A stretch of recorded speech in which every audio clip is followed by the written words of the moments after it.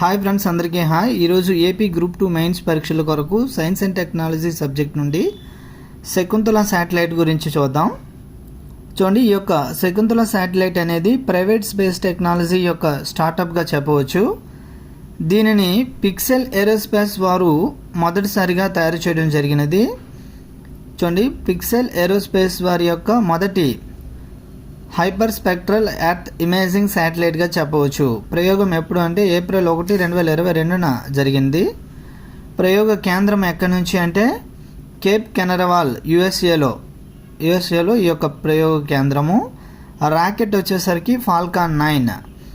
ప్రయోగ సంస్థ ఏది అంటే స్పేస్ ఎక్స్ సంస్థ నుంచి ప్రయోగించడం జరిగినది. దీని యొక్క ఉద్దేశం ఏమిటి అంటే భూమి యొక్క పరిశీలన మరియు ముఖ్యంగా శీతోష్ణ స్థితిలో వచ్చే మార్పుల గురించి తెలుసుకోవడం కొరకు. పిక్సెల్